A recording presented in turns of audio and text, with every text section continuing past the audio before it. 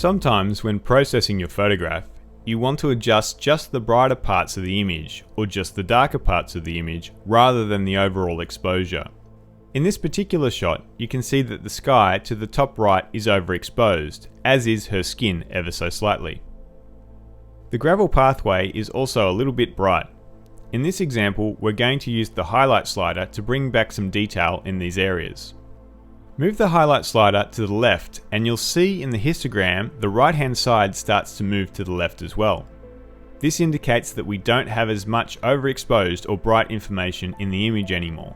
You'll also start to see some detail in the clouds be recovered, as well as detail on her skin and on the pathway. Of course, we can use multiple sliders to process the image, so we might bring back the exposure just a tad in addition to our highlights tool.